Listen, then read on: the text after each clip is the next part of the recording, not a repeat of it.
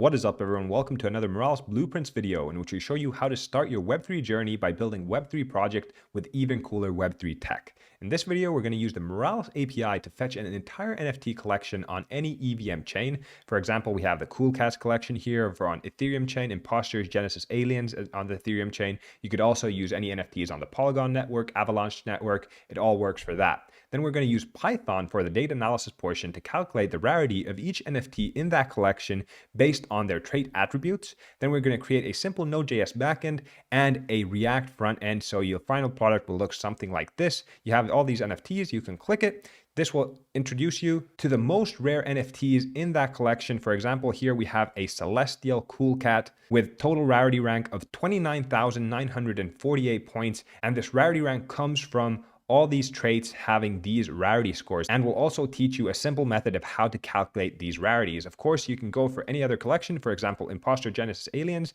These are very cool aliens in my opinion. You can search for a specific token ID, for example, 563, search for that. That opens up this NFT, which has a rank of 52, a pretty rare NFT over here, and we can see all the traits that it possesses and it doesn't possess, and the rarity score associated with each trait. How sweet is that? If you're excited for this build, stay stuck in and we'll show you how to build this on Saturday in Moralis Blueprints. Hey, I'm Jay, your Moralis instructor from beautiful Finland. I got into crypto in 2020 and I've been building in the space ever since. In my free time, I enjoy running and at the gym, and in the summer, you'll definitely find me at the golf course. Now, let's get stuck in and learn about Web3. All right, before we head into any coding bits in this video, let's talk about NFT rarity first. NFT rarity is especially useful for PFP, profile picture NFT collections, where there's 5,000, 10,000, or any other amount of NFTs. But every single NFT in the collection conform to a standard trait type collection. But the value of the trait type for each NFT varies, and this can give rarity because the occurrence of each trait type might differ. Of course, there are already tools on the marketplace which calculate rarity. For example, Rarity Sniper, which our build today is highly influenced by, so go check that out. But now let's take a look how we in this build are going to calculate rarity. For our example, we're going to be using the Doodles NFT collection. They consist of these cute little cartoon characters which have a total maximum of 6 trait types. So if we take one example, Doodle NFT number 89, so that's their token ID. If we look at the trait types it has a total of 5 of the 6 traits.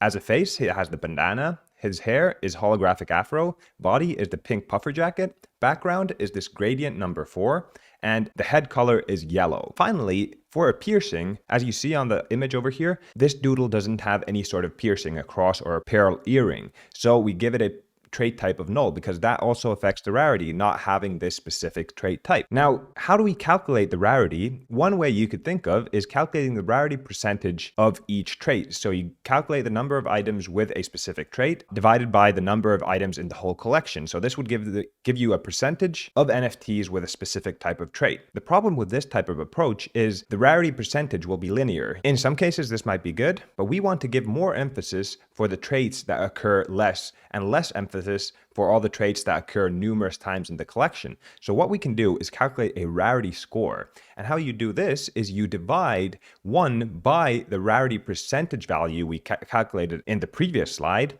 And this gives you an inversely proportional ratio. So the rarity score increases exponentially as your rarity percentage goes down. So the less likely the trait is to occur, the higher the rarity score, and inversely the same. The more like a NFT has a specific trait, the rarity score will be significantly lower.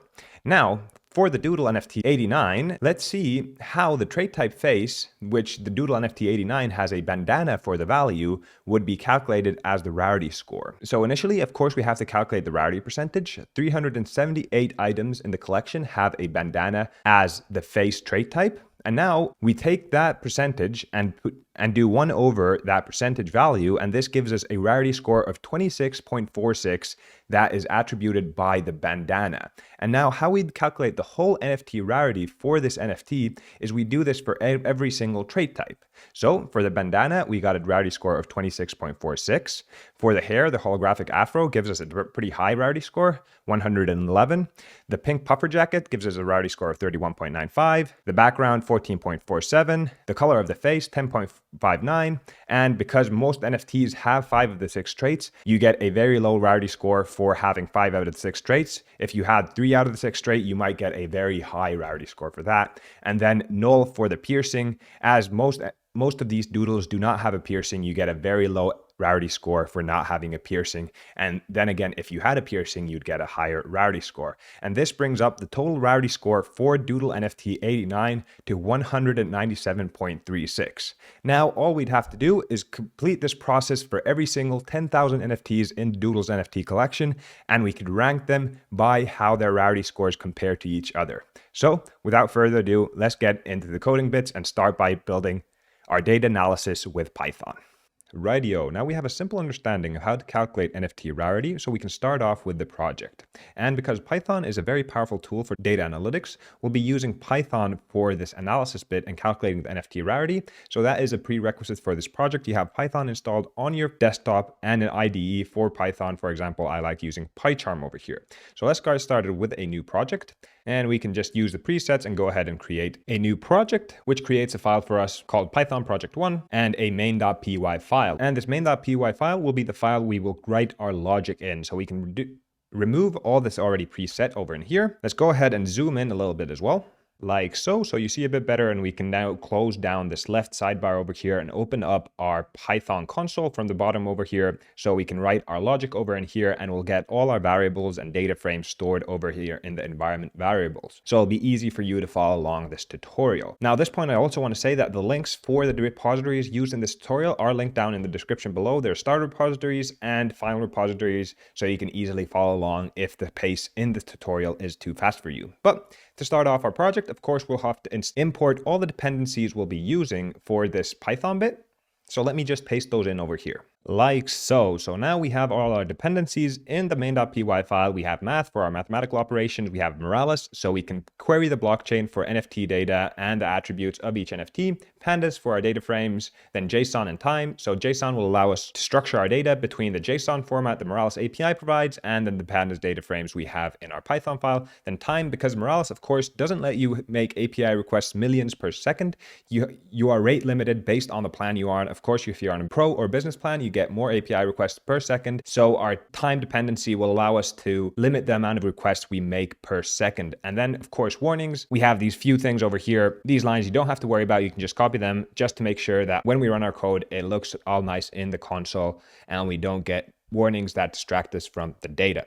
Now, noticing from the start, we have all these lines grayed out, and some of them are underlined with red lines, and this is because we haven't installed them yet. So let's go ahead and jump over into the terminal over here in the bottom and go ahead and use pip to install them. So making sure you have your Python virtual environment, and this should be set up when you set up your PyCharm project. But then we can use pip to install all the different dependencies, Moralis, and then of course pandas, as that's the other one that's underlined with red, so we don't have it preset with Python. Then press enter, and that will start installing all these dependencies for you. And I'll skip to when these have installed so we can jump straight into the code. All right, so now you can see there's no more red lines over here in our imports because we've installed all the dependencies, and we can go ahead and start writing our Python script over here.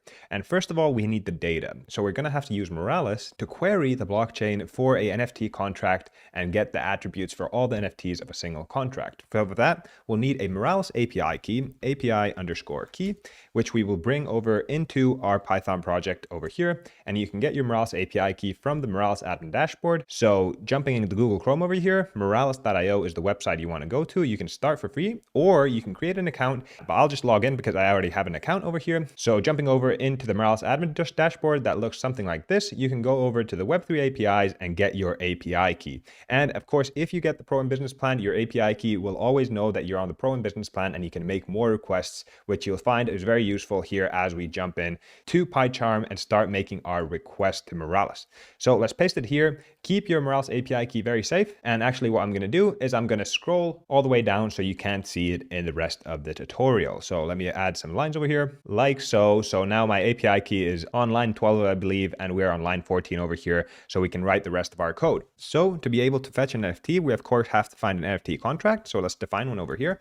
NFT contract will be equal to, and let's use the Doodles NFT collection. It's quite cute. I'll put an image of a doodle over here on the screen right now. And the NFT contract for Doodles on the Ethereum network is this one over here, but of course you can use whatever NFT contract on any chain that you want as well. Then we'll have to define a cursor parameter. So the cursor is initially going to be an empty string, but the cursor will allow us to make multiple requests to the Moralis API. As with one request, you can only get a maximum of 100 NFTs. So if you want to loop through a 10,000 NFT collection, you'll have to make 100 requests, and the cursor parameter always allows you to get the next request in line to get the next 100 NFTs. And then let's define a data frame, which will be a pandas data frame.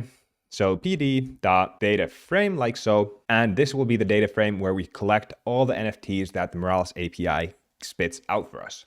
And now we can set up the parameters for the request we're going to make to the Moralis API. So go ahead and write first params, which will be equal to an object like so. And let me just paste in like so. So we pasted in an address key, which is our NFT contract. Then the chain we're going to be using, so Ethereum. Of course, if you're using other chains like the Polygon network, you could provide the Polygon key over here. And then disable total will set to false. So you get better performance of the Moralis API if you don't query for how many NFTs are in the whole collection. But in our first request, we'll have to figure out how many NFTs the collection holds so we can figure out how many times we have to loop around the Moralis API to get all the NFTs in the collection. That's why this is called the first params. And then we can go ahead and start setting up our first Moralis API request, and we'll create a result variable, which will be equal to our EVM API request, EVM API, and we're going to use the NFT method.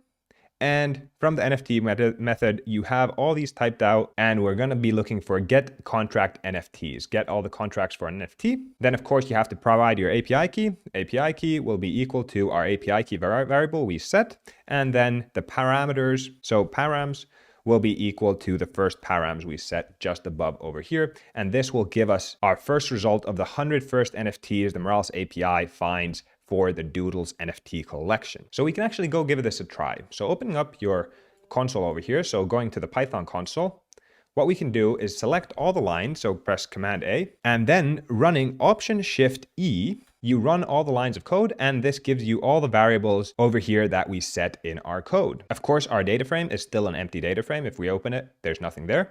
But in our results, if we view our results, we get this whole plethora of data for our results. We get a total of 10,000 NFTs in the Doodles NFT collection. We get the cursor, and if you check out the result key, it is an array of objects. It is very hard to read over here, but this contains an object for each NFT that the Moralis API found for us for the Doodles NFT collection. And what we can do now is go ahead and use this total amount of NFTs in this Doodles NFT collection, calculate how many times we'll have to loop around the get contract NFTs API call to get the 10,000 NFTs which are stored in this result array, which will be 100 times. So let's go ahead and do that and actually store the result array in a nice pandas data frame where we concatenate every response into the same data frame. So at the end, we'll have a nice pandas data frame with 10,000 rows, and in each column data for each NFT and one row representing one NFT. So that's a bit of a mouthful, but let's see how that would work. So now that we have our result variable, we can go ahead and get the total amount of NFTs, which will be equal to our result variable and the total key over there. And then now we can calculate how many requests we'll have to make. So number of requests will be equal to, using the math library, we'll get the ceiling of total NFTs divided by 100, as that is the amount of results the results array will have. So this will calculate the amount of times that we will have to call the get contract NFTs collection. So I can actually show you what these variables will give us. So if we copy these over here and press Option Shift Enter again, it runs these two lines of code and we get our total NFTs, which is 10,000. And the number of requests we'll have to make is 100 to get the details of every single NFT in the collection. Now, what we can do is create a loop where we loop 100 times around this get contract NFTs call. So what we can do, for the sake of running the whole script at once, we can write print fetching NFTs. So we'll know that at this stage of the script, we're fetching all the NFTs in our collection. Let's close down our console for now so we have a bit more space.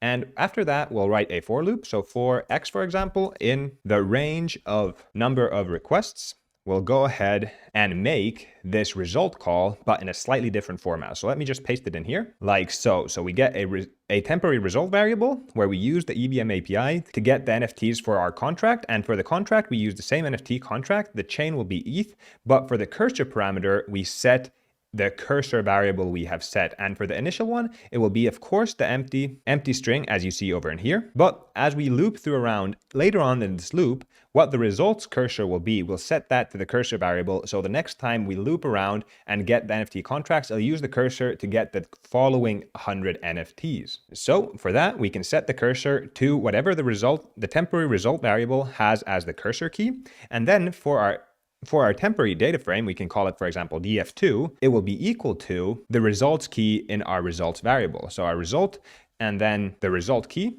like so, but this will be in JSON format. And to turn that into a nice pandas data frame, we can use JSON underscore normalize, which comes from the pandas library, and it allows us to turn a nice JSON into a nice pandas data frame. You'll see that in action very soon. And now to make sure that we concatenate every response we get back from the Moralis API into the same data frame, we have to store them in our original data frame. So if our original data frame is empty, what we will do is we'll set our df to our df2, so our temporary data frame. But else what we will do, we will turn our data frame into pd concat, and we'll use our current data frame and the new temporary data frame that has only the 100 responses. We'll add those in to the bottom of our original data frame.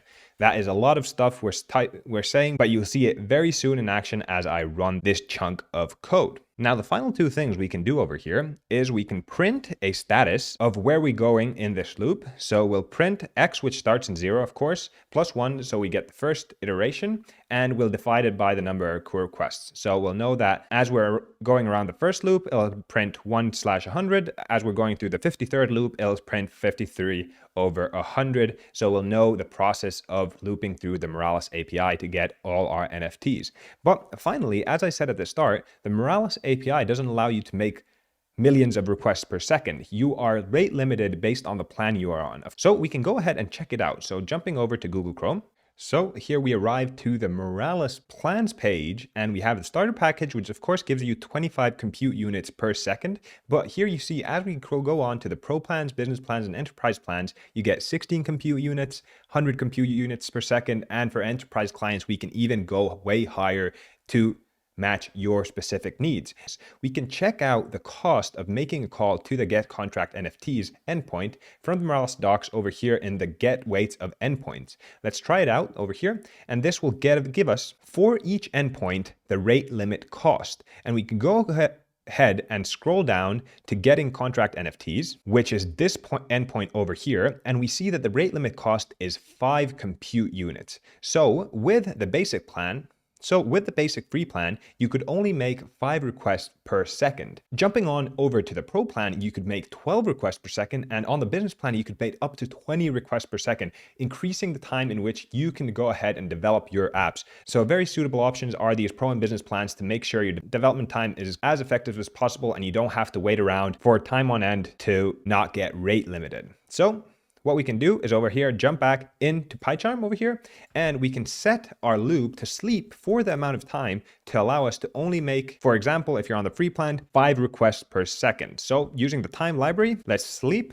And let's sleep for 0.21 seconds. So we'll never make more than 5 requests per second. And this will allow us to stay within the free plan rate limit. Of course, you can set this to way lower if you're on the pro and business plan. But now this is done. We can go ahead and copy all these lines of code and go ahead and press Option-Shift-Enter to run these lines of code, open up the console at the same time, and you see our process starts running over here.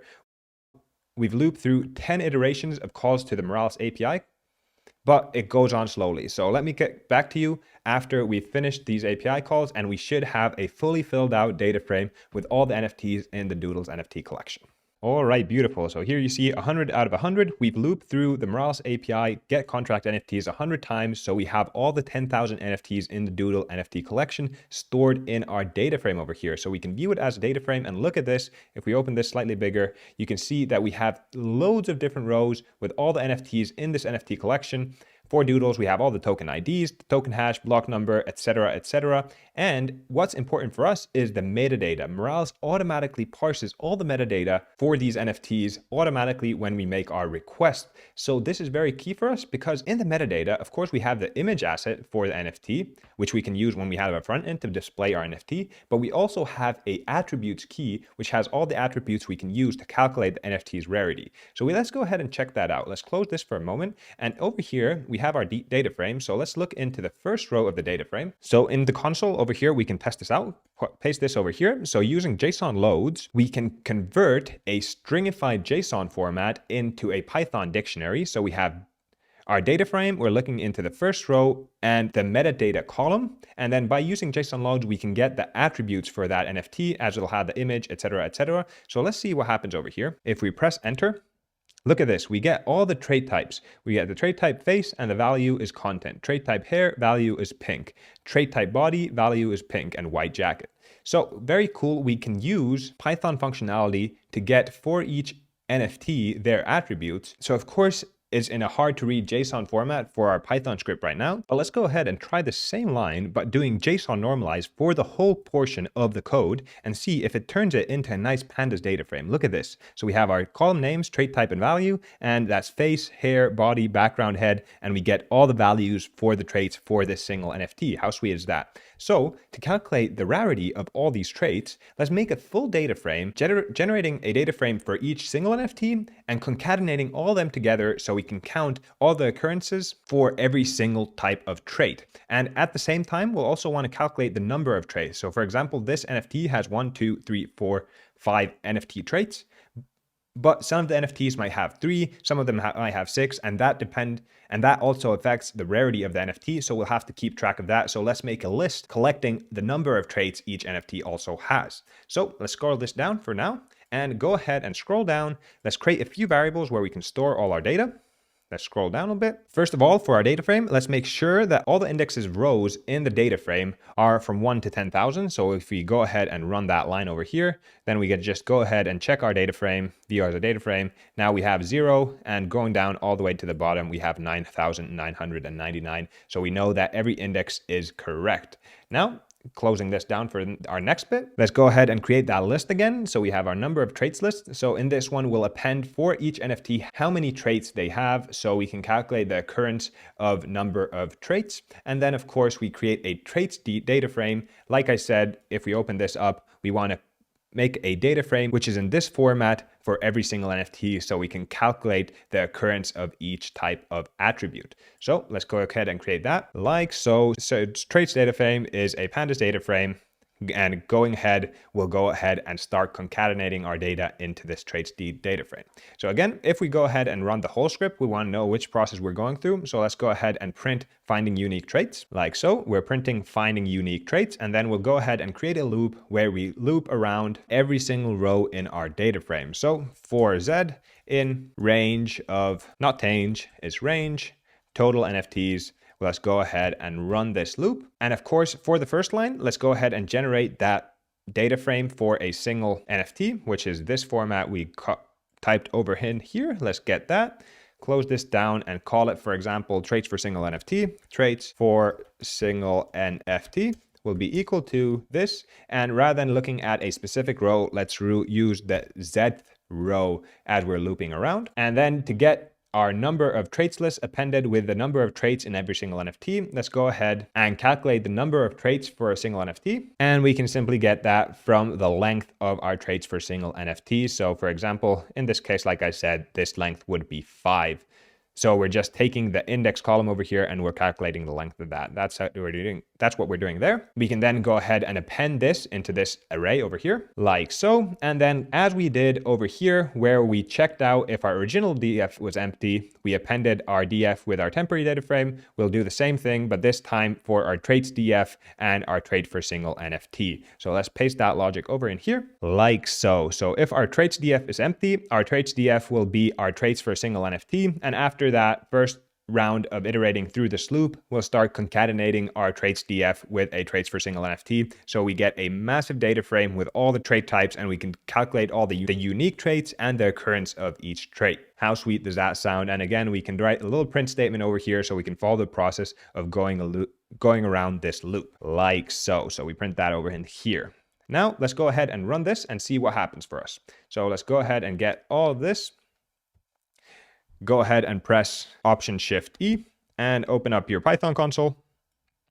And this loops around very quickly like so. And now you see our number of traits list. We can view that. For example, we have 5 traits most times, but sometimes we have 6 traits, etc., etc. So that will help us calculate the rarity of having 5 traits, 6 traits, 4 traits, etc. Then looking into our traits DF, if we jump over to the bottom over here, view as data frame, now we have all these traits. The index shows where it changes to the next NFT. So we have for the first NFT, we had face, hair, body, background, and head. For the second one as well, face, hair, body, background, head. But in the value column, you also see the unique trait type for each NFT. And now we'll start the processing of calculating the rarity of each of these trait types. So closing that down, we can close down our console and we can go ahead and create a new line where we can calculate all the unique trait types. That is very simple over here. We just type all the traits from our traits DF, the trait type column, all the unique values. We can even try that running that right now. We ran that.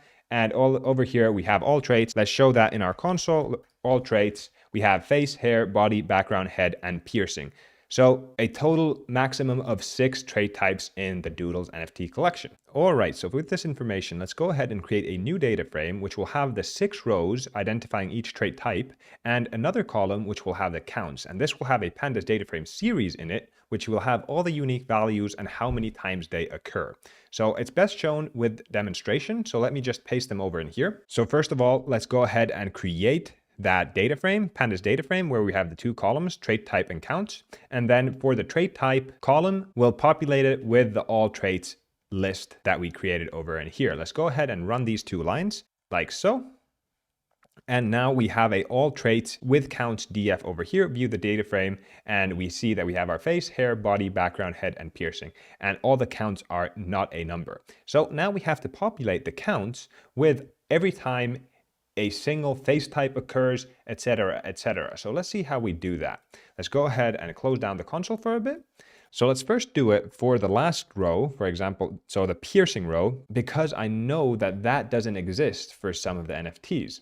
So that is also one of the counts. So number of NFTs which do not present the piercing trait type. So let's go ahead and do this. First, we'll do it as an example, and then we'll loop through every row over here. So our temp trait DF will be our traits data frame over here. So looking at our traits data frame, that is the data frame with all the traits for every NFT and the value. But we make sure that the trait type is only from our all traits list, the 5th index, so the piercing. So this will remove all the other trait types. So face, hair, body, background, head, all of these will be removed. So let's see what that looks like. Let's run this line over here, and then we get a temp trait data frame, and the trait type is piercing, and now we get the value for all the piercing NFTs. Then let's go ahead and get the trait counts. So that is very simple. We can just get from the temp traits data frame, the value column, the value counts. That is very simple. Let's go ahead and run that line, trait counts over here. So if we go over here, we see the trait counts. We have a pearl, a hoop, and an AirPod, and these are the number of occurrences. Now, that doesn't equal 10,000 NFTs. So this means we have to create another row with index null and how many NFTs don't have the piercing trait type. So let's go ahead and create that next. So let's add that line over here. The trait does not exist from our total NFTs, which is 10,000, and we get the length of our temp trait DF, which is all the NFTs that have this trait, and then we give it an index of null. So let's go ahead and create that line over here, and then we can concatenate that to our trait counts data frame. So let's go ahead and concatenate over here. So our trait counts will be concatenated with the trait counts that we had already. So our trait counts are over here. We have pearl, hoop, and AirPod. That is less than 3,000. So that means that a null should be just over 7,000 NFTs. So let's go ahead and run this line, see what happens. Our trait counts, open it up, we see that null is 7,362. So it's actually very rare to have a Perl, Hoop, or AirPod, and you don't get a high rarity score if you do not have the piercing type. And then, of course, the trait counts over here don't contribute to a rarity score. So we have to calculate what does 1078 mean in a rarity score format. So of course, you remember at the start where we discussed the inversely proportional ratio of the probability of having a trait type, we can apply that over in here. So let's make that equation in here. So all our trait count will be 1 divided by the probability of having that trait count from the total NFTs. Run that line of code, and jumping over into the trait counts again, now we get the rarity score for having an AirPod, that's 19, not having a piercing is 1.3, having a hoop is 9, and having a Perl is 9.27. So we've already calculated the probability of having the piercing trait type, and now we just have to concatenate that into the all traits with counts data frame. So for the piercing, we'll add that trait counts series we created over into this cell over in here. So let's do that in the last line. So going ahead and pasting this line over here. So all traits with counts df at the 5th index, which is the piercing index. On the counts column, we put our trait count series. So running this line, let's see what happens in our all counts. Over here, we have Perl 9.2, Hoop 9.5, and it's all there. We can even access it over here in our console. So our all traits with counts data frame in the counts column, the 5th row, let's see what that gives us. We have Perl 9.2, Hoop 9.5, AirPod 19, and null is 1.3. But now this did it for only one row, but we'll want to loop through all the rows, and that's very simple because we're just using this index over here, 5 and 5. So let's loop through the length of all our traits, and that will populate all our traits with the counts for each trait. So let's create that over here. So our trait number in range of all the traits, and that's length. Let's indent all these. So for proper Python practices, like so. And then of course we have to replace the 5s with the trait number as we're looping around. Trait num like so. And then 5 over here is trait num like so. Save that. And then let's go ahead and run this rather than doing it line by line. Option Shift E. And now checking out our column, now we have the counts in series format in this all traits with count data frame, and they automatically calculated for each trait. How sweet is that? So with this information now, we can loop through every single NFT, check out each of these trait types for the NFT and what value they have for it and what rarity score that matches to, and create rarity scores data frame for each NFT and append that to our original data frame so we can send that over into JSON format into our back end. Of course, into this data frame of all the trait types, one of the trait types is number of traits, and those counts. So we have to do that, and we can count that easily from when we already over here at the top calculated our number of traits list. So let's go ahead and create that over here. Let's create a series of our number of traits. So a pandas data frame series of our number of traits list and the counts over there. Let's go ahead and run that, see what that gives us. Number of traits lists, checking that over in here. So 5 traits is the most likely. 4 traits is very unlikely, so that would give you a high rarity score, and so on and so forth. But let's actually see the rarity scores as we run this line that we did over here for this series as well. So now calculating the actual rarity score by taking the inversely proportional ratio of the probability of having these traits. Let's run that. So as we open it now you see that having 4 traits gives you a rarity score of 86, and having 3 traits, 49, having 5 traits, which is most probable, will give you a rarity score of 1.4. And now what we can do is create a data frame with this as one of the cells, and then number of traits as the trait type cell, and then we can concatenate that into all traits with counts data frame like so. So we create this line, which turned this just into a nice data frame, so we can push it into our all traits with counts like so, ignoring index, which is equal to true. So we get a nice index, and as we run these 2 lines of code, now opening up our all traits with counts df, now we have a trait type called number of traits, and it gives you the rarity scores for having a certain amount of traits. So we can also use this when calculating the total rarity for a single NFT. But now we can move on to appending our data frame, our original data frame over here, where we have every single NFT with a column with an object that has the rarity scores for all the attributes that that NFT holds. So let's create those columns. Let's close down this for a little bit and create those columns over here. So we have our data frame where we add a column called Rarity scores, and this will have the object, including all the trait type, the value, and the Rarity score obtained from our all traits with counts df.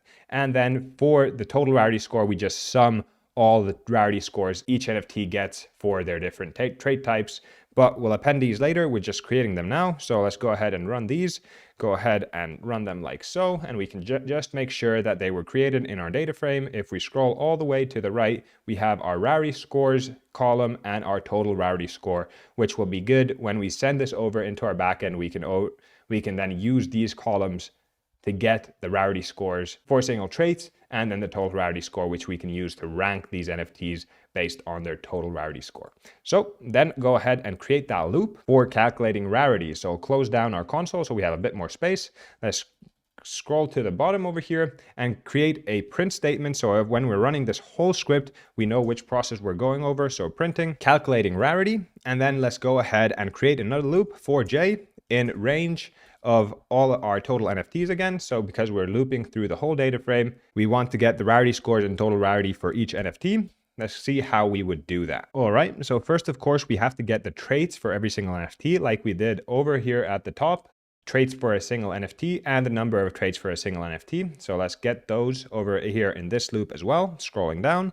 So we get the traits for a single NFT by creating a pandas data frame from the metadata column and the attributes key. Then the number of traits will of course be the length of this traits for a single NFT data frame, like so. And because the number of traits for an NFT is actually a Rarity score influencer, we want to concatenate that into this traits for single NFT data frame. So let's go ahead and do that with these two lines over here. So number of traits, single NFT data frame. We just create a data frame where the trait type is number of traits and the value is the length of the traits for single NFT. And then we just concatenate that into our traits for single NFT, ignoring index. So we get a nice data frame. We can actually, for this time being, we can set this to 1, this loop, so we can see how this would look if we run this once. So let's go ahead and copy all of this, Option Shift E to run all the code. And now traits for single NFT, let's open that.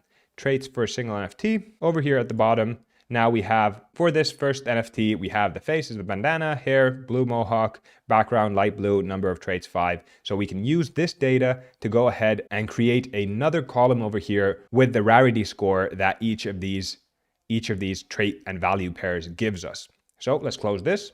Let's close this for now and go ahead and loop through each trait in all unique traits of the collection as we have in here. So all your unique traits, because if a trait isn't existent, we have to add that as well with a null value and the Rarity for having a null property in a specific trait type. So creating that single loop over here for trait in all traits, let's go ahead and create that if statement. If our trait is not in our traits for single NFT trait type column values, we're going to have to add that in. So our missing trait df will be a trait type of the trait that's not existent and a value of null. And then we append that to our traits for single NFT. And we can actually have a look of what that would look like for our case, as this will affect our first NFT. So running this, looking at traits for single NFT, scrolling down, traits for single NFT. Now we have the piercing and null appended to our traits for single NFT. Let's close this down, scroll down and back again. And then after this, we have to create that Rarity scores column. So we'll add a series over here. Traits for a single NFT, Rarity scores will be a series of type int. And then we create a loop where we loop around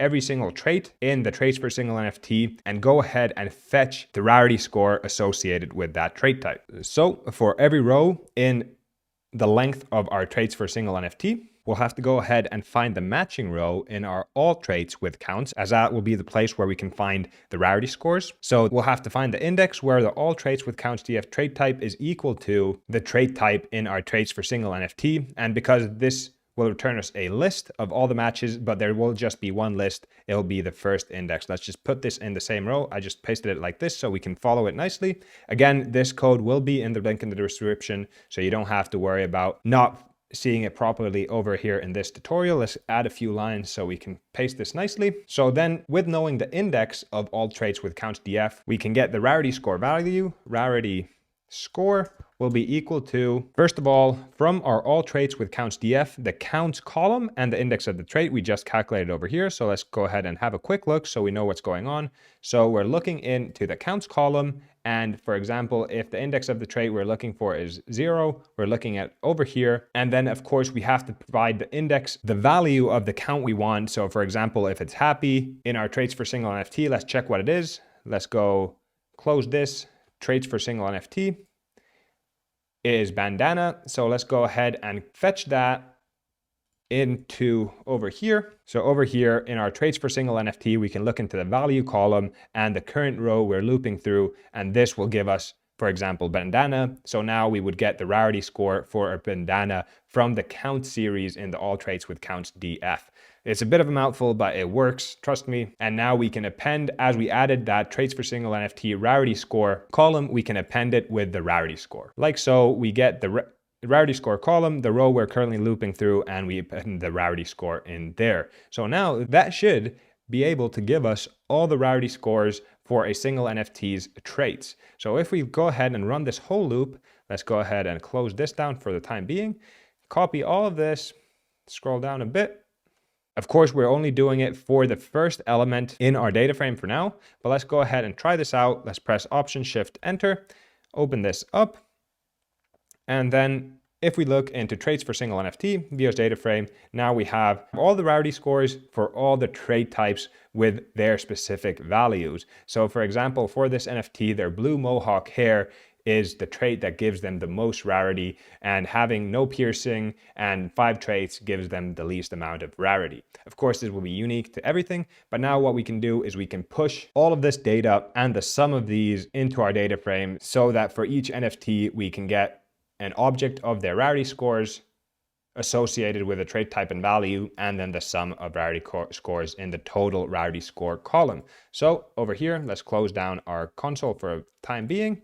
If it is our last loop around the traits for single NFT, like so, what we can do is we can get the sum of rarities, checking out the rarity score column and summing them up. Then this is a very key point. We have to convert this traits for single NFT, which is a pandas data frame, to JSON format and orient it in records. So this will allow it to be stored in JSON. So when we read it in our JavaScript backend and front end, it is easy for us to read and not in a funky structure. And then we just append this information into our data frame. So like so, our data frame's rarity scores jth row will be traits in JSON, and our data frame's total rarity score jth row will be the sum of rarities we just calculated over here. And then of course, what we can do at the end, again, we can print the current process of this whole loop where we're looping around total NFTs.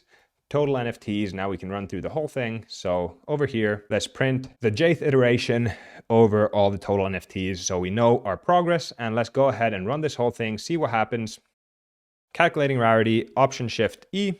Let's open this up, see what happens. We're running through all the NFTs, calculating the rarity for every single NFT and appending them to our original data frame, which has a row specifically for each NFT. All right, now that is done. So we can go ahead and check out our data frame over here, view as data frame. And if we open this up slightly larger, we can see it a bit better. Scroll all the way to the right. Now we have a rarity scores, which has an array of trait types with the face, value, and rarity score associated to each trait type. And in the rightmost column, we have the total rarity, identifying the rarity for all of the NFTs in the Doodles collection, which is different for every single NFT because they all have a different combination of traits. How sweet is that? So the final thing is ordering this data frame based on the total rarity score and then indexing it so that we know that every index indicates the rarity of the NFT. And then we can just transport this data frame in JSON format to our backend, and we can start sending it out from our backend to anyone who wants to request it. In our case, our rarity score front end that we'll create next. So let's close this down, open up our script. At the very bottom over here, let's go ahead and sort our values based on the total rarity score and make sure it's in descending order by setting ascending to false. So our data frame over here will sort the values by total rarity score, and ascending will be equal to false, so it'll be in this descending order, and then we index them over here in the last line, df index, and we index it in a list of rage total NFTs. So it'll be from 0 to 9,999. Let's run these two lines like so and check out our DF one more time. DF over here, view as data frame.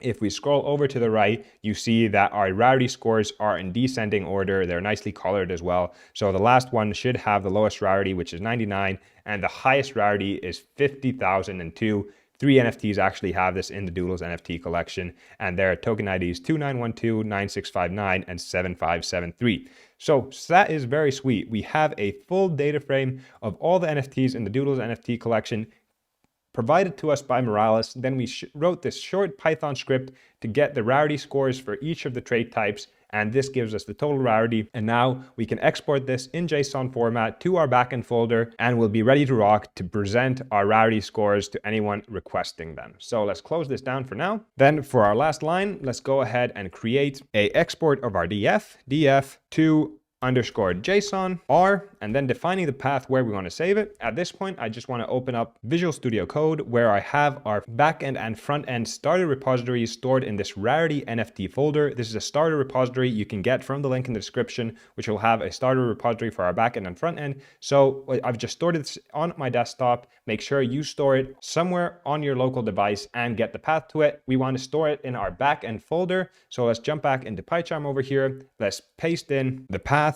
to this directory over here. Users, JSWay desktop, Rarity NFT backend doodles.json is what we'll call it. And then finally, very important over here, is to orient it based on index. So this will give us a nice JSON that we can actually read in our JavaScript files. So saving this, now what we can do here is go ahead and run this line, and this should create a file in our backend folder into this path. Of course, use the path where you save your file, and this doodles.json file with all the rarity scores and total rarities will be saved in your folder. So go ahead and Option Shift E once more. And now checking out Visual Studio Code, if we check out our backend folder in the doodles.json, it is not very nicely formatted, but if you have a extension like Prettier installed, you can run Option Shift F, for example, and this will format it very nicely for you. And you will see over here, look at this, our very last token, 9999, is token ID 5283. And over here, we have the rarity scores, trait type face, value default, and the rarity score is 14. For example, for a number of traits, our value is 5 and rarity score is 1.4, and our total rarity score is 99. So we have all this data. If we scroll all the way to the top, we get the most rare 0 index, which is token ID 29Y12, and the total rarity score is 50,000 with all these trait types, body, value, gold, alien, rarity score 10,000. So only one of these NFTs, and you get all the NFTs over in here. How sweet is that? Now we have this file in our backend folder, and we could run the same PyCharm script that we have over here for any other NFT collection. All you have to change is the file you want to save it to. For example, let's do cool cats over here. Then scroll all the way to the top. Go ahead and change this NFT contract to the Cool Cats NFT collection. Contract address, which is this one over here. But you can do this for any other contract as long as we're on the Ethereum network. If you're not on the Ethereum network, you'd have to change the chain ID over here. But what we can do then is jump over. Let's go ahead and press rerun, and it will rerun everything for us. Let's go ahead and press Command A and Option Shift E to start running our code. And now it starts fetching these NFTs for the Cool Cat NFT collection. And by the time it's done, we'll have another file in our backend folder with the NFT rarity scores for the Cool Cat NFT collection.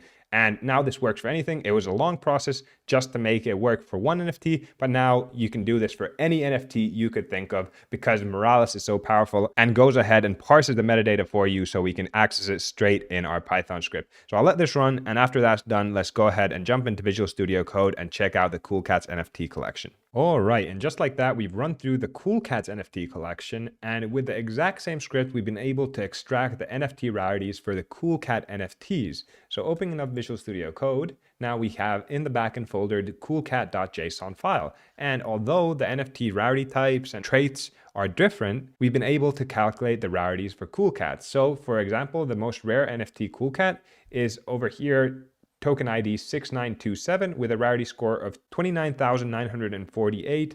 The body type is blue cat skin, but as we scroll down, what was the rarity over here for trait type hats, value celestial, rarity score 99,060.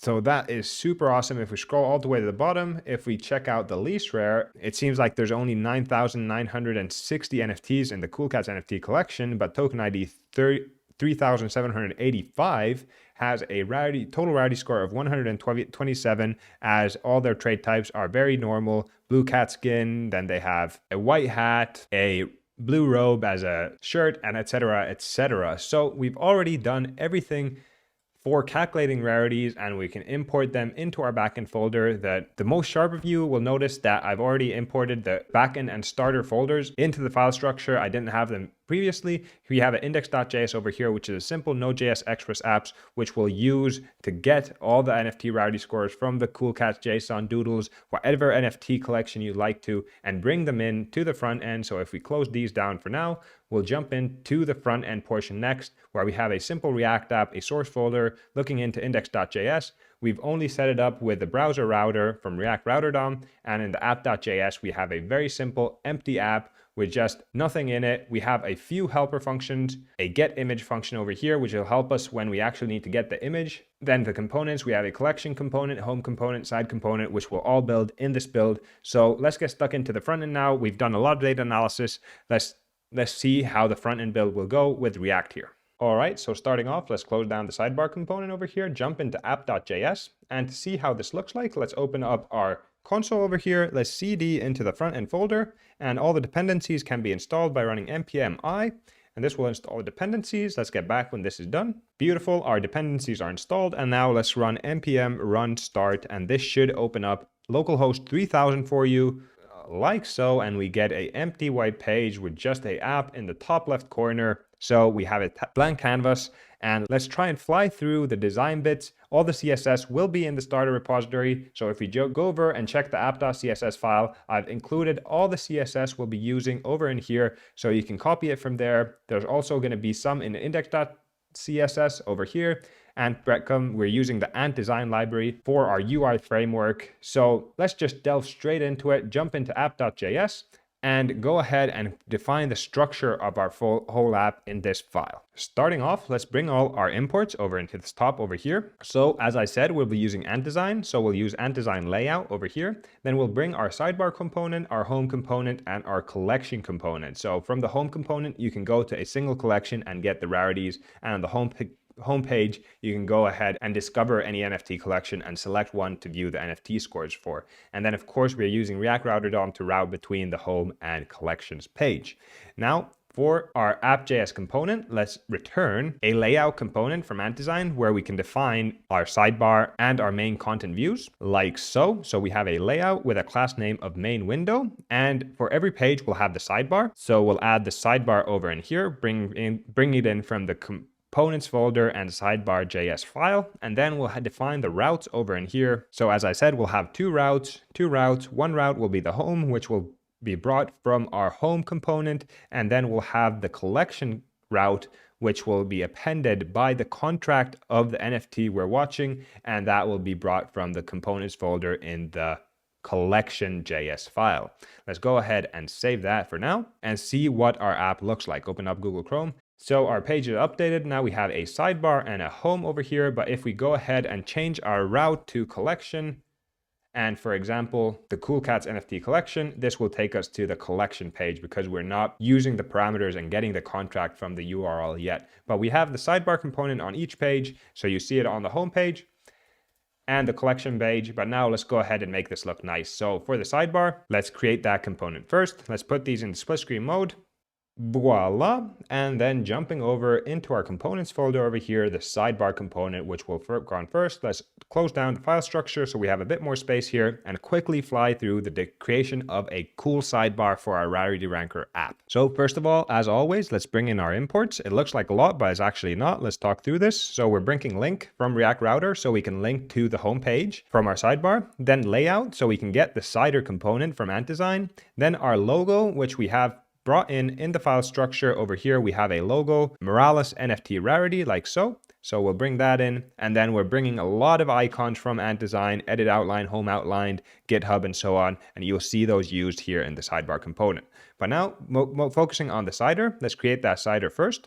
Let's remove the div we have created. And instead of that, we'll have a cider like so with class name sidebar. And the cider is coming from antisign, so we have to import that actually over here like so. So const cider brought in from the layout component from antisign. Let's save that, see what that looks like. Nice. We have a nice sidebar, white sidebar over in here. And now let's start implementing some components inside it. So first off, of course, we have our logo image and a horizontal line below it. And for the class name, we have logo. Beautiful NFT Rarity over here at the top. Then let's use our link from React Router to create a home button. So we have a home with the home outlined icon. And for the class name for that, we have menu icon. And for the link, we have a class name of menu item. And the margin top will be 40 pixels for this first one. So we now have a nice home button over here, which will always take us to the home route. And then we'll add some stylistic menu options over here. We won't build a feature or functionality for these, but feel free to clone this repo and actually build out these functionalities like so. So we brought a lot of menu items wrapped in divs. We have a blog,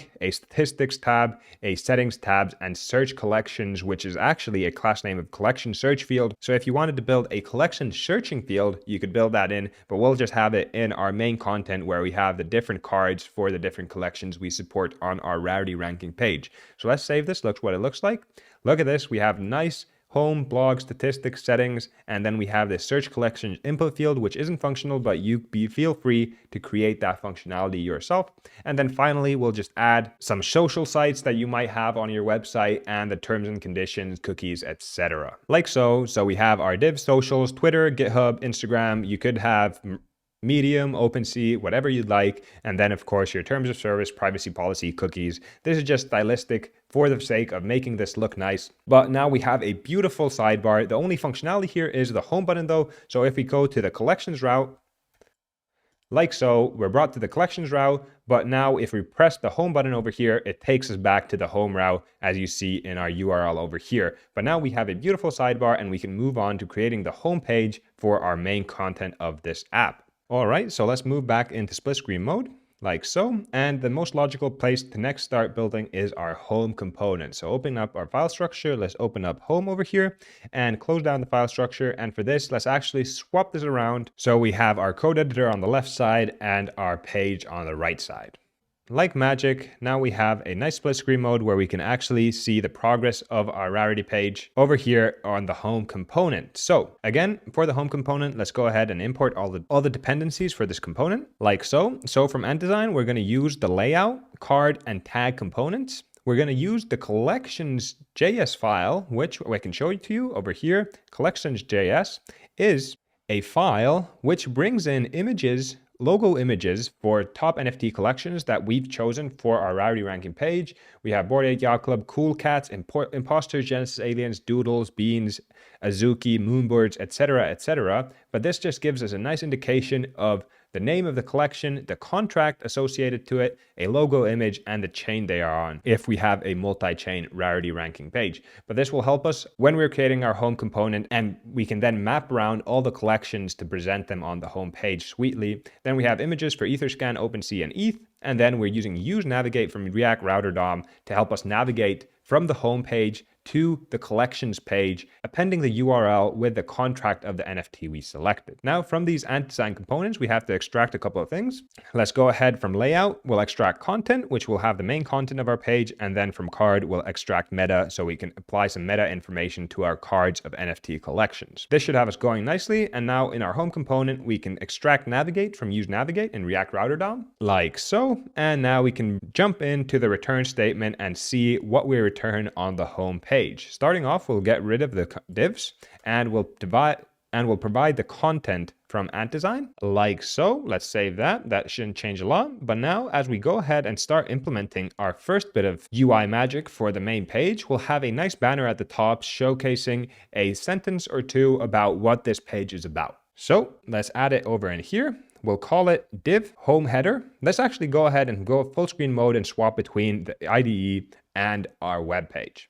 like so. So first we added this div with home header as a class name, and the home header 1 is find your NFT's rarity, and as a second header, subheader will have browse collections and uncover the most unique tokens. Let's save this, see what it looks like. Look at this, find your NFT's rarity, browse collections, and uncover the most unique tokens. And it has the nice Moralis gradient as the background.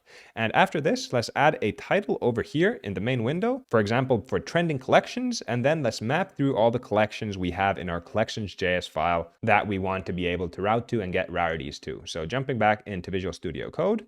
Now let's go ahead and outside the header, so we have the div over here. Let's go ahead and add a class name of home trending, and in here we'll have trending collections. Save that, have a quick look.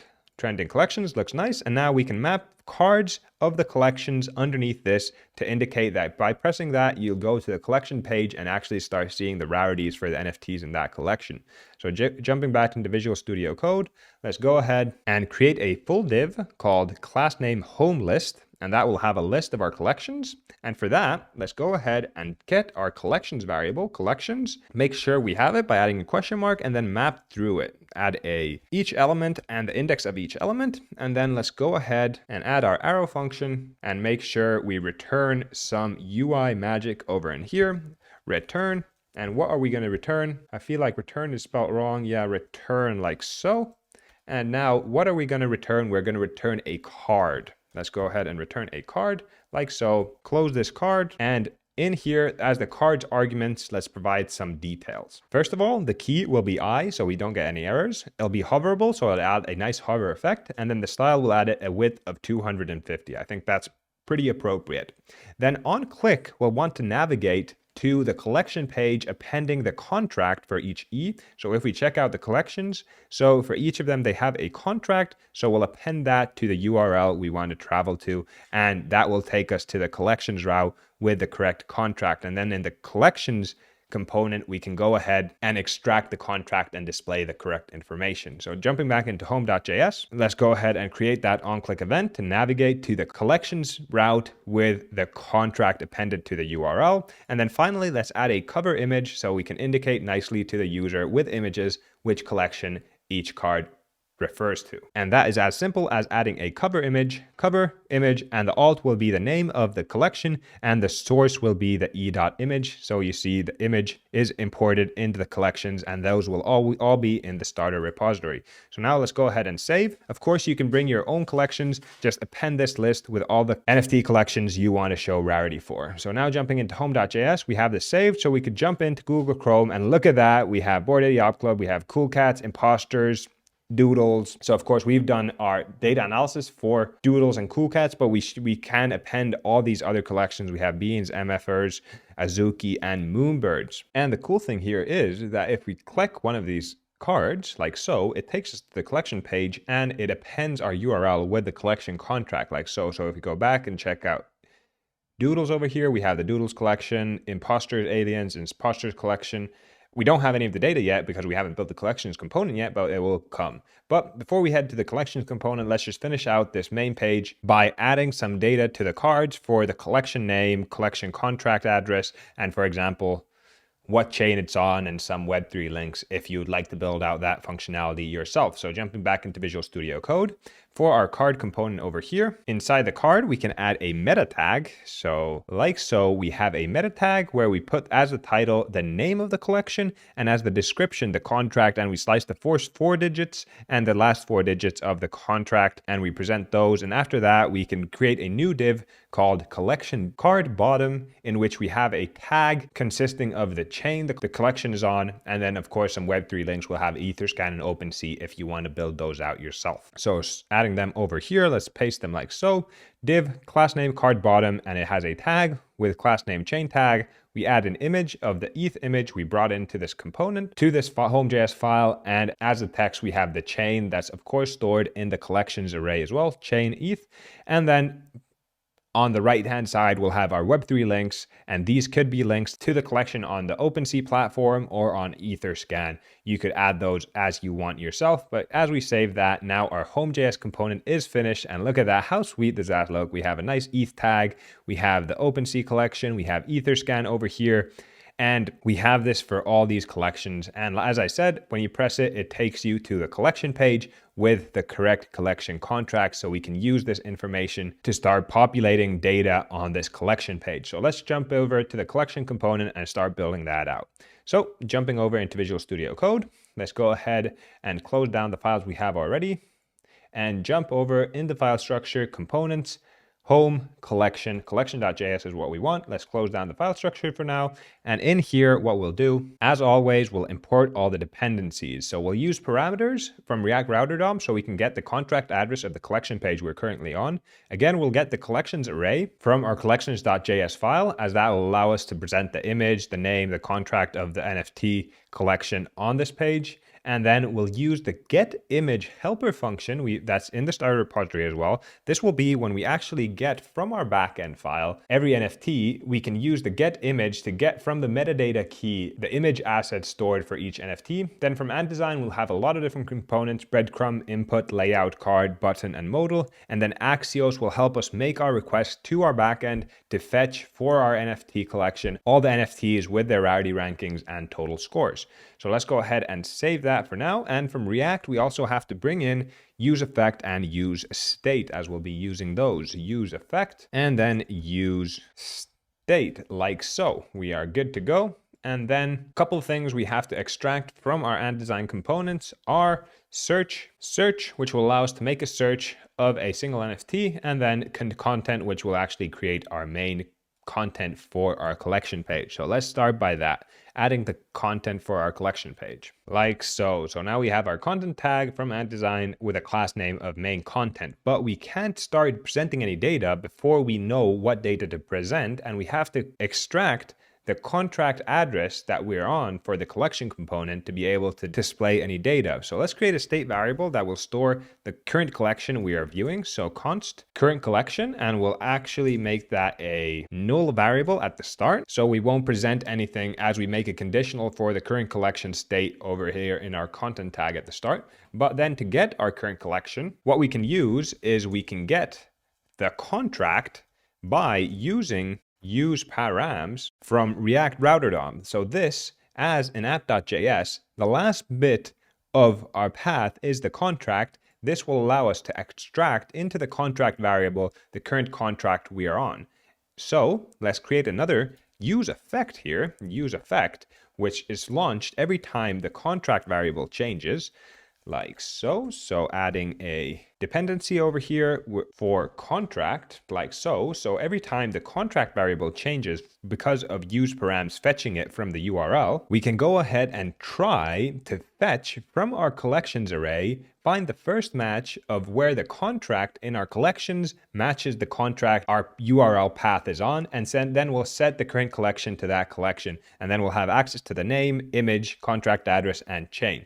But if we catch an error, let's add that error handling over here. We'll go ahead and set the current collection to null again. So this is just a nice functionality for us to get the current collection. And then over here, what we can do is write that conditional. So if we have a current collection and we can return something, and let's add some empty tags so React likes us, like so. And for starters, for example, we could do a div just to test everything's working with e.name. So this gives us the contract. Save that and see what we've built so far. So jumping into Google Chrome, it gives us an error. E is not defined. And of course, we didn't use E. We have to have our current collection.name, like so. And now we have imposters, Genesis aliens. If we go back to the home page, we can go ahead and press cool cats. That gives us cool cats over here. And for example, moonbirds would give us moonbirds. So everything's working fantastically. What we'll do next is let's not use imposters, let's use doodles, and go ahead and jump back into Visual Studio Code and start building out the UI for the top banner of the collection page. So for this, we can remove our div that we created just here for temporary purposes and create a div called class name collection header. So this will be the collection page header. And in here, we'll start off with a div like so to identify the left side of the collection header. And the first element will be a breadcrumb to kind of show us where we are in the website. So we have a breadcrumb item home, collections, and the current collection's name. So that will identify to the user what route they've come to. Next, we have a div with collection page name, which will have the collection's name, kind of big font to indicate the collection that they're currently viewing for the rarities. Then another div with collection page contract, which will have the contract for the collection they are currently viewing. And then finally, we'll have a search button, which will allow the user, once we're connected to our backend and have all the NFTs and their rarity scores, search for a specific NFT they want to see the rarity scores for and rarity rank, like so. So we have a search component from AntDesign as a placeholder. We have token ID, will allow it to clear, and enter button will be search, and the size will be large. And after we've set up the UI, we'll actually include a onSearch event, which will function a modal to pop up with the rarity rank for the specific ID the user searched for. Let's actually go ahead and see what this looks like now. Save this, jump into Google Chrome, and look at this. Now we have the breadcrumbs over here in the top, Doodles collection, the contract address, and the token ID we can search over in here, which is allowed to be cleared. Then last thing over here to the right, let's add the token logo. So we actually get a visual representation of what page we are on as well. So jump back into Visual Studio Code, then go ahead and outside this div, let's go ahead and create that image. Voila, class name, collection page logo, source will be the current collection's image, and then alt could be collection logo, for example. Save that, see what it looks like, Google Chrome, beautiful, beautiful. It works for any collection as well. Cool Cats over here, Imposter Genesis, everything is working phenomenally well. How sweet is that? Now let's add a ranking title over here into the main content, and then we'll actually have to start making our request to the backend to fetch the NFT collection and the rarity for each of these NFTs. So jump back into Visual Studio Code.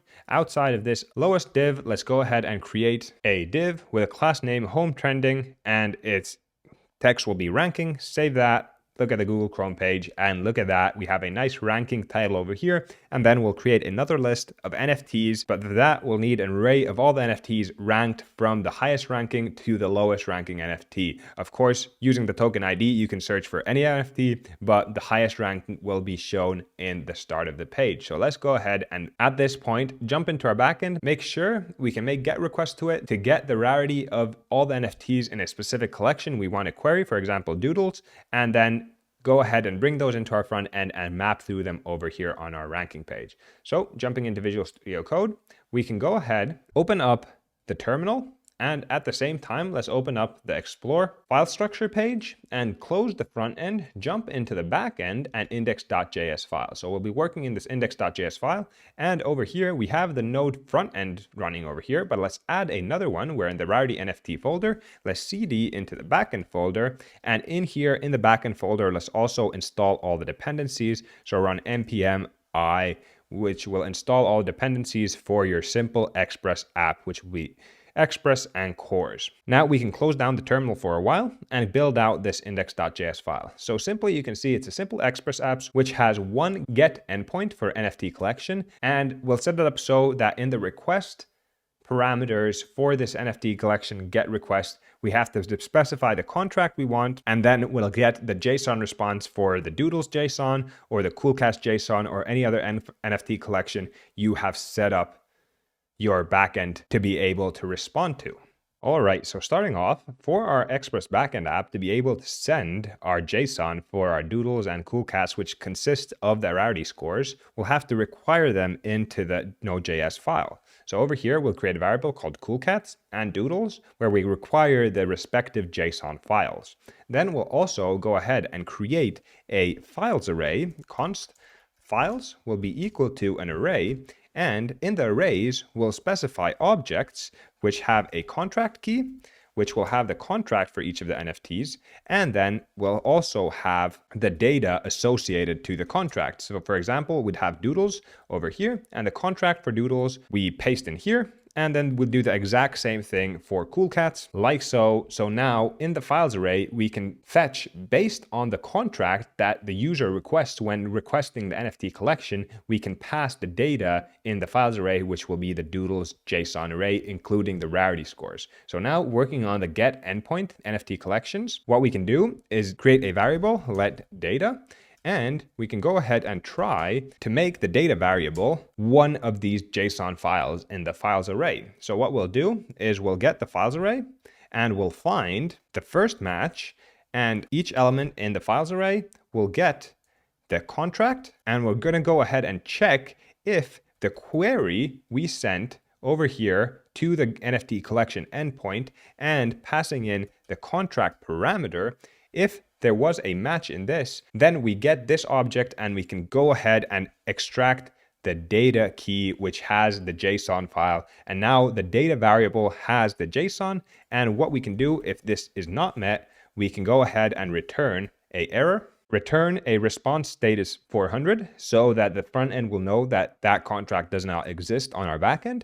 But otherwise, we return a response status of 200, whereas the JSON, we pass the data variable we've created in this get endpoint. And that is as simple as it is. We can actually go ahead and test it out. So over here, let's go ahead and start this off, node index.js, listening for API calls. And now let's make a call, for example, from our browser to localhost 3001, which is the port this backend is running on, and as a parameter for contract, as that is the parameter NFT collection endpoint takes, let's pass the Doodles NFT collection contract address, which is this. So jumping into Google Chrome, we can go ahead and create a new tab, and here make a request to localhost 3001, NFT collection like so, and as a parameter, we have to pass contract, and that will be equal to the Doodles NFT contract. Let's see how this works. Let's press enter and look at this.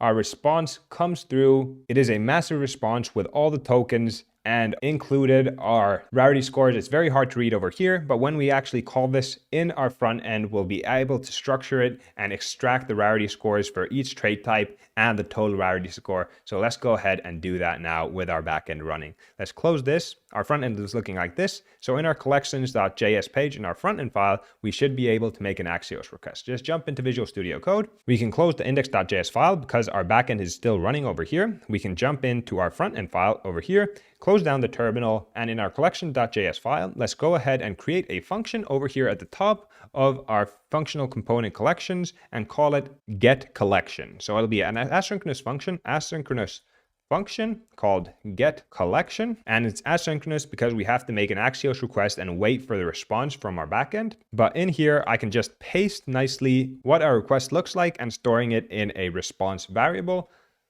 like so. So our response variable will await Axios to get from localhost 3001 where our backend is running. Of course, you could host this online, host this on the cloud, and you'd make your get request there. And then as parameters, you have to pass in the contract, which is the contract we've used use params for. Now, as the response is an object of objects, we want to change it to an array of objects so it's easier to handle. So we can do that by creating a rarity array variable, const rarity array, which will be the values of our response data.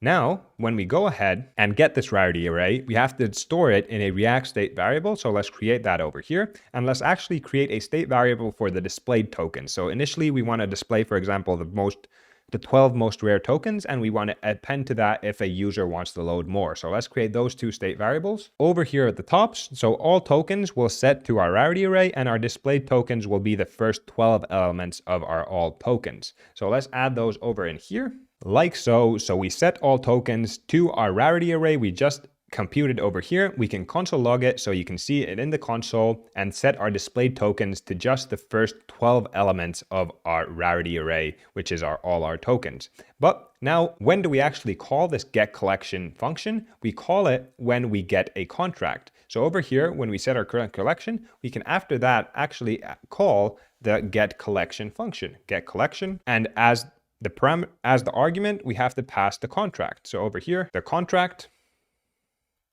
we want to use, and that has to be over here. When we're calling the get collection function, we have to pass the contract that fires the actual use effect. So let's go ahead and save this, and now go check out our Google Chrome app. And as we open and inspect, we should have in our console an array of 10,000 NFTs with all the tokens of the Doodles NFT collection. And because we've calculated the rarity scores, they will be in here as well. So we have the total rarity score with 50,002 for the most rare NFT. And then the rarity scores are over in here in a stringified JSON array with a trace type, value, and rarity score for each trait type. How sweet is that? So now we can go ahead and loop through the displayed tokens and display their total rank by their position in this array, and then their total rarity score. And as we press them, we'll open up a modal where we present more data of it. For example, all the rarity scores based on the trait types. So let's go ahead and do that next. Close down your terminal, jump into Visual Studio Code over here. And now here where we have our ranking, below our ranking, in our return statement, let's go ahead and create a div of list of NFTs. And in this list of NFTs, we can go ahead and check if we have our displayed token list, check if we actually have the displayed token list, so the first 12 NFTs from all our tokens, then we can map through them, get every element and the index of each element, and then create our arrow function over here, which returns us some cool HTML, and we'll actually use &sign again to present some cards. So let me just paste in the card over in here. So we have a nice card where the key will be the ith element of the displayed token list. It'll be hoverable again. The style will be 180, so it'll be slightly smaller than on the home page, so we get more NFTs. And this should approximately on a MacBook show 6 NFTs on a row. And for the cover image, we'll get from each element using the getImageHelper function. We have to just pass the metadata and it will extract the image for that NFT for us. Again, if you're interested, you can go ahead and jump over to the helpers getImage function, see how this works, but this will extract the image for you. And as the alt, we use the token ID. So let's go ahead and see what this looks like for now. Save that.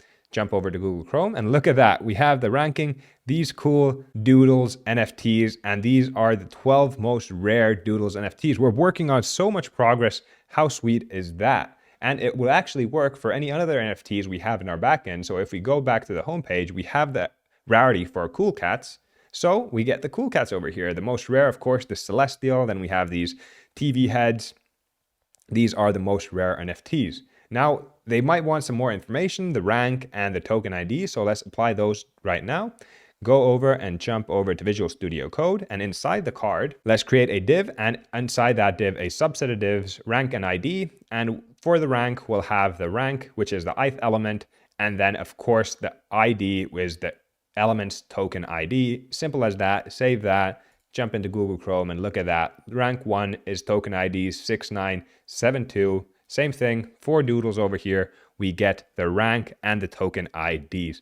We're making so much progress, but now we're only able to view the 12 most rare NFTs for each collection we have data in the backend for. So let's go ahead and add a button which allows us to load more NFTs as we actually have them in the all tokens array. So jumping into Visual Studio Code, outside of our list of NFTs div, let's go ahead and create a button, and let me just paste the whole button in here and talk you through it.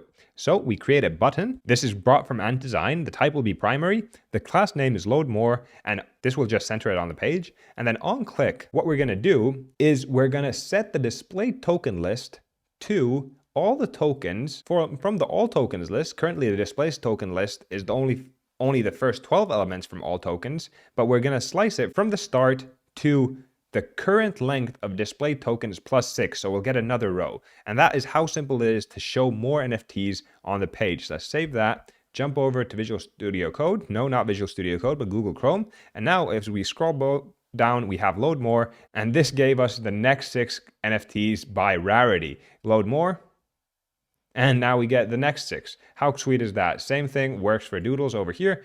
Go over here, load more, or was I just here? Let's go back to cool cats. They kind of look the same to me. Load more. Yeah, I guess a lot of these TV heads are high rank. So very cool, very cool. We're working on great progress. Now, the last thing for us to do over here is to go ahead and press one of these, and that should pop up a modal for us where we can actually see the breakdown for the rarity score this NFT has got and the total rarity score it has. And the same thing, as we search for a token ID, that should open the modal and give us the details for that NFT, their NFT rank, and total rarity scores. So let's go ahead and try and do that. So jumping into Visual Studio Code, of course, we'll have to have some state variable that stores which NFT we want to show. So let's create that over here, select a token, and this variable will also declare whether our modal is visible or not. Now, setting this selected token, we can set by clicking of our card. So let's add a on-click event of our cards, like so. So on click, we set the selected token to the ith element. So the ith element is from the all tokens list. We can check which element is which element's data we should show. And then going to the top of our return statement, what we can do is create a modal over here. Let's create a modal like so and pass some arguments to this modal. So over here, let's go ahead and add those arguments. So for the width, we'll have 1000 pixels. It'll be open if we have a selected token or the selected token is 0, because 0 is a falsy value in JavaScript, so we have to add this over in here. Then we won't have a footer, and on cancel, so on close of the modal, we'll set the selected token to null. So in effect, that will close our modal because of the open state over here. So we can go ahead and try that out, save that, open up Google Chrome, and now as we press one of these, it opens up a modal for us and we can close it. Open this up and it opens up a modal for us, and we can start populating this with some data about this NFT. So let's go ahead and jump into Visual Studio Code. Inside our modal, let's make sure that the content we display inside this modal is dependent on there being a selected token. So we add the same conditional as for the open state over in here. And then if that is true, we can add conditionally some return logic for us.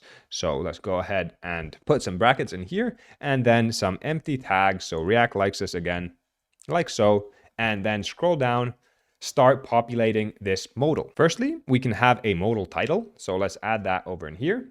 Let's make sure that we have them nicely aligned. So a class name of modal title for this div, and what we'll have is the ranked, and we'll get the selected token +1 because of course JavaScript numbering starts from 0, so we'll have to add that 1. And then from all our tokens, we'll get the ith element and the token ID, and we'll present that in the title as well. So that should give us a nice indication of which token we've selected. So let's save this and try if it works. Opening up Google Chrome. Here we have token 7573, which should be rank 3. If we open that, 7573, rank 3. Very beautiful. Same thing should happen over here. Rank 11, 7231. Rank 11, 7231. Beautiful. So now we know how to extract the information for each NFT. Let's jump over to Visual Studio Code and display the information we want over here. So firstly, let's create a div to contain our modal content. And first off, we'll of course have a big image of the NFT. People love images, so imagery is what we want to add. So the modal content just splits our image onto the left side of the modal and all the data onto the right side. So we'll add the image first. Image will be indented like so. The alt will be modal image, class name modal image, and we'll get the source from using getImage helper function again, getting all our tokens, select the token and the metadata. So getImage also always has to pass in a metadata stringified JSON object. So let's go ahead and save that, see if it works. Open up Google Chrome over here, press this. Nice image over in here. Again, everything works on every page that we have NFTs for. Look at this, we get this nice devil cool cat. Very, very sweet. This is so cool, isn't it? So now what we want is to present the data. So first off, I think it'll be nice to present the total rarity score at the top over here. Let's create that. Jump into Visual Studio Code. Let's create a div for the left side, like so. So of course we call it table of scores, and then we can close down our repository so we have a bit more space. And in here, we'll start it off by adding the total score div, which is total rarity score we get from all the tokens, the selected token. And because we have the total rarity score saved in our JSON file already, we can just extract that and present it to 2 fixed decimal points. Save that. Let's see what this looks like. We've again should be added some nice Moralis color styling gradients over here. So we get the total rarity score for rank 4 over here is 40,044. So if we check out 1, that should be 50,000, which is more than rank 4. Which is excellent. So everything working beautifully. The only thing left to do is add a table with titles of trait type, the value of the trait, and the rarity score that trait type has given this NFT. So we'll make a little makeshift table over here with a plethora of divs. You can check it out in the final repo, or you could use a AntDesign table or whatever design framework you like to use. You could add it, but we've just created our own. So to start off, we create the titles for each column. So we have a table row, and here we have table row 1, 2, and 3, where we have the titles, trait, value, and score. Save that, see what it looks like.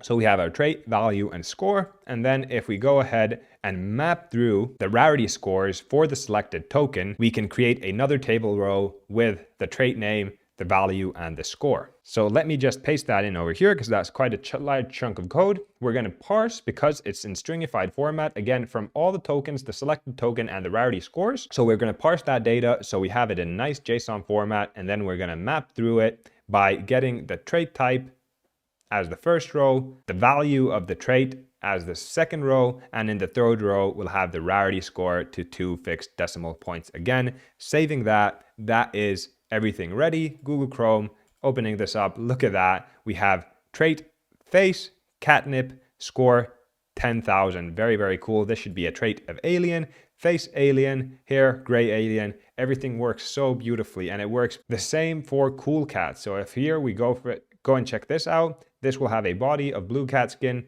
but the hat is demon, shirt is demon, face is demon. So very, very cool. We're getting all the NFT traits. Of course, these are one of ones because they're the most exclusive NFTs and highest rarity ranks. But what if we wanted to find some less exclusive NFTs? Going down a bit over here, checking out, for example, this one. This seems like kind of a basic one. Over here, we see that it's an ape type. It has a body of white collar. Its hair is blue ape, which gives us this high rarity score. I guess there's not a lot of blue apes in the Duels NFT collection. So still a very high rarity rank. But what if we wanted to see a very basic NFT? Let's implement this search functionality, which should be very simple. We just set the token ID that a user inputs in this field and presses search as the selected token, and that should open a modal for any token in this collection. Let's try that out. So opening up Visual Studio Code once more, where we have the search, let's go ahead and find that, command find search. Over here, let's add a onSearch event. OnSearch will be equal to a function called onSearch. And now let's go ahead and create that function. So here on the top where we have get collection, we can create a new function called onSearch, function onSearch. And it won't take any parameter. It will take one parameter, E, which is the search field input. So what we'll have to do is find the index from the all tokens array, which matches the token ID key. So like so, we get const I is all tokens. We'll find the index where the token ID matches the ID the user inputted into the search field. And then we'll set that as the set selected token variable. Set selected token will be I like so. And I noticed a little mistake here. OnSearch will be ID as we're using the element over here in the array find index method. So over here, we'll pass the ID, and that is the ID over here. Let's go ahead and save that. Jump into Google Chrome, and now we can search for a specific token ID, for example, 6721, search for that, and look at that, we get a basic doodle over here with total rarity score 108, its rank is 9,222, so a very low rarity rank. It has the most common amount of traits, 5 traits. It doesn't have a piercing, which is very common. It has a background of purple, head is yellow, hair is shaved. Very, very cool, but it works now for any NFT. We can search for a different one, 889 for example, search for that, and that gives us this one. Its rank is way higher, 1,413, because it has the holographic afro value for its hair, which gives it this rarity score of 111. Of course, the pink puffer jacket also helps as the body, as that gives him 31.95 as a rarity score, and this all amounts to the 197.36 total rarity score. But now that works. Our rarity ranker is ready. Cool Cats NFT collections works as well. Searching for a token ID over here, 794 for example. This gives us this nice Cool Cat NFT with a night hat, which gives it quite a high rarity ranking, 136 over here. And its total rarity rank in the collection is 2,476. So very, very sweet. Our rarity ranker is ready. We can go to the home page, search for these different collections. Of course, they have to be in your backend, so you can use your Python script to add any NFT you could think of to be used on your rarity ranker front end. It just has to be run through your Python script first to calculate all the rarities for each NFT. Now, I'll catch you in the next tutorial video. See you and happy building.